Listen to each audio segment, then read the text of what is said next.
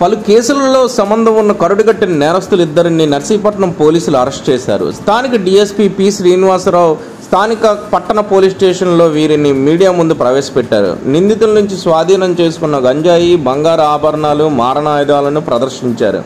DSP కథనం ప్రకారం విశాఖపట్నం జిల్లా పెదగంట్యాడుకు చెందిన రౌతు మల్లేషు నర్సీపట్నం ఎస్సీ కాలనీలో ఉంటున్నాడు. ఇతడితో పాటు నర్సీపట్నం మండలం కె లక్ష్మీపురానికి చెందిన గెడ్డం రామ్ నవీన్ ఏజెన్సీ నుంచి గంజాయి తెచ్చి విక్రయిస్తుంటారు. వీరిద్దరూ గంజాయి రవాణాతో పాటు చాలా కాలంగా పలు నేరాలకు పాల్పడుతూ అందరినీ భయాందోళనకు గురి చేస్తున్నారు. వీరిలో మల్లేషుపై 100కు పైగా కేసులున్నాయి. కొన్నిట్లో ఏళ్ల తరబడి జైలు జీవితం అనుభవించాడు. అతడిపై కోర్టులో 66 కేసులు విచారణలో ఉన్నాయి. పట్టుకునేందుకు వచ్చే పోలీసులపైన హత్యాయత్నానికి పాల్పడ్డే నేర ప్రవృత్తి కలిగిన వ్యక్తి. దీంట్లో ఆ రోజు పోలీసుల మీద కూడా వాళ్ళు కత్తులు పట్టుకొని రాళ్ళు ఇవ్వడం జరిగింది, కత్తులు పట్టుకొని వీరవిధానం చేయడం జరిగింది. ఆ కత్తులు కూడా కత్తి, ఐరన్ రాడ్ ఇవన్నీ కూడా ఈరోజు మీడియా సమక్షంలో ఆయన దగ్గర నుంచి తీసుకొని రావడం జరిగింది, స్వాధీనపరచడం జరిగింది. అంతకుముందు కూడా చాలా అఫెన్సెస్ ఈ రౌతు మల్లేష్ చేయడం జరిగింది. ముందు రోజే మీకు అందరికీ కూడా తెలుసు, గవర్నమెంట్ హాస్పిటల్ దగ్గరికి వెళ్ళి గవర్నమెంట్ హాస్పిటల్లో కూడా ఐరన్ రాడ్ పట్టుకొని వెళ్ళి హాస్టల్ చేయడం జరిగింది. వాళ్ళెవరు కూడా ఈ మీద ఉన్న భయంతో రిపోర్ట్ కూడా ఇవ్వడానికి ముందుకు రాలేదు. ఆ రోజు వెళ్ళి టవర్ ఎక్కి నేను చచ్చిపోతాను అని చెప్పేసి ఇన్స్పెక్టర్ గారిని, పోలీసులు వీళ్ళందరూ కూడా బెదిరించడం జరిగింది. ఈయన ఏంటంటే ఈయన మీద చాలా కేసులు, నటోరియస్ క్రిమినల్ అన్నమాట. ఈయన ఎవరైనా పోలీసులు ఈయన్ని అరెస్ట్ చేయడానికి వెళ్తే వాళ్ళ మీద తిరగబడడం, వాళ్ళ మీద హత్యా ప్రయత్నం చేయడం ఇవన్నీ. ఇంతకుముందు కూడా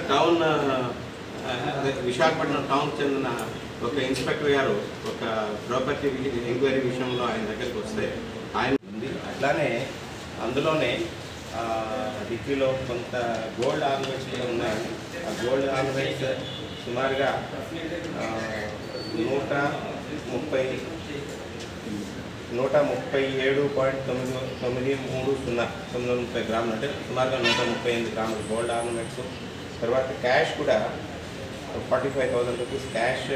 తర్వాత వాళ్ళ దగ్గర నుంచి 3 కత్తులు స్వాధీనం చేయడం జరిగింది. అయితే వాళ్ళు ఎక్కడి నుంచి వస్తున్నారు ఏంటి అని చెప్పేసి, ఎక్కడిది అంటే గంజా ఏజెన్సీ నుంచి కొనుక్కొని గంజా వ్యాపారం కూడా చేస్తున్నాం, తీసుకొచ్చి ఇక్కడ నర్సీపట్నం చుట్టుపక్కల అమ్ముతున్నామని చెప్పేసి వాళ్ళు తెలియజేయడం జరిగింది. వాళ్ళిద్దరి మీద కూడా ఇంతకుముందు కూడా పాతగా ఎన్డీపీఎస్ కేసులు ఉన్నాయి.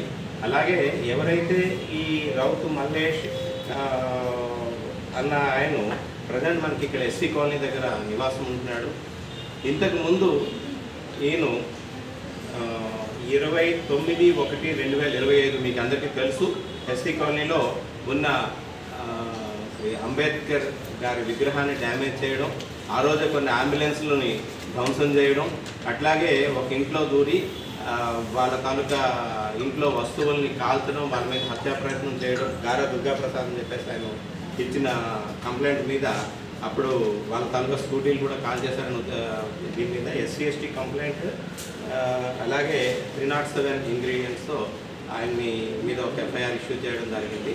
ఆ కేసులో కూడా దర్యాప్తులో భాగంగా అప్పుడు 2 ముద్దాయిలను మేము అరెస్ట్ చేయడం జరిగింది. వాళ్ళ 4 ముద్దాయిలను అరెస్ట్ చేయడం జరిగింది. వాళ్ళిద్దరు కొడుకుల్ని ప్లస్ ఇంకా వేరే 2 ముద్దాయిలను కూడా అరెస్ట్ చేయడం జరిగింది. అప్పటి నుంచి కూడా ఆయన అబ్స్కాండింగ్లో ఉన్నాడు.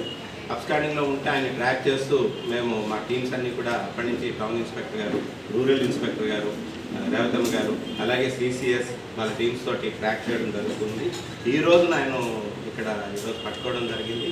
పట్టుకున్న తర్వాత ఈ కేసులో ప్రాపర్టీ దేనికి సంబంధించి అంటే క్రైమ్ నెంబర్ 35/25 15/2/25వ తేదీన పెద్దబొడ్డేపల్లిలో ఈ కేసు సంబంధించిన ప్రాపర్టీ అని అక్కడ ఒక సచివాలయంలో పనిచేస్తున్న ఎలక్ట్రికల్ ఎంప్లాయీ తాలూకా ప్రాపర్టీ అది.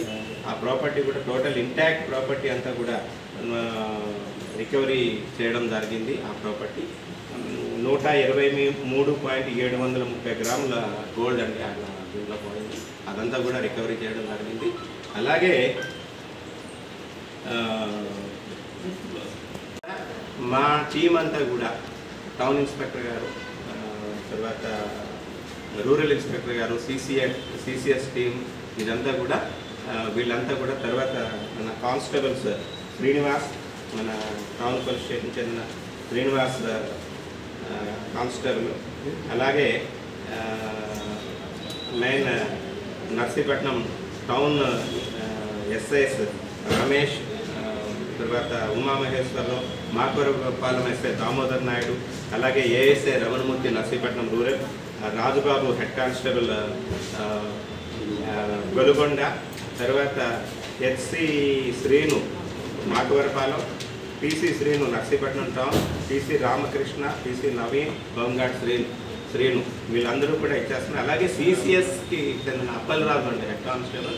ఈ ఇన్ఫర్మేషన్ అంతా కూడా అసలు ఈ అక్యూజ్డ్ తను రూపురేఖలు మార్చి పూర్తిగా గుండు చేయించుకొని ఆయన ఇటు సైడ్ ట్రావెల్ చేస్తున్నాడు, ఇద్దరు వ్యక్తులు వస్తున్నారు అని చెప్పేసి మాకు ఇన్ఫర్మేషన్ ఫర్నిష్ చేసింది కూడా ఈ రూట్లో వస్తుందని చెప్పేసి సిసిఎస్ హెడ్ కానిస్టేబుల్ అప్పలరాజు గారు ఫర్నిష్ చేశారండి. దాంతో ఇమీడియట్గా మా టీం కమిటీని ఎలెక్ట్ అయ్యి అక్కడ వెహికల్ చెకింగ్ చేస్తూ ఈ ముద్దాయిని ఇద్దరు ముద్దాయిలను కూడా అరెస్ట్ చేయడం జరిగింది. వీళ్ళ దగ్గర నుంచి సుమారుగా 15 లక్షల రూపాయలు విలువైన ప్రాపర్టీని సీజ్ చేయడం జరిగింది.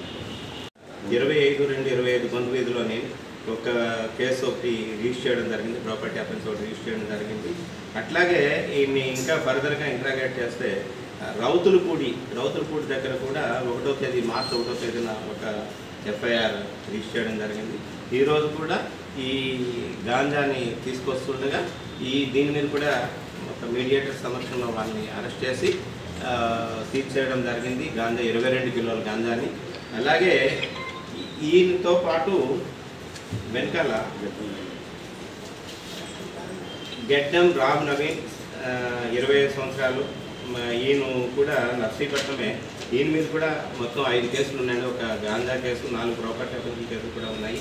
దీంతో పాటు కలిసి తిరుగుతూ మొత్తం అఫెన్స్లన్నీ కూడా వీళ్ళకి సహకరిస్తూ ఈ గంజాయి వ్యాపారంలో కూడా ఈయన పార్టిసిపేట్ చేస్తున్నాడు. ఆయన కూడా అందులో తీసుకోవడం జరిగింది.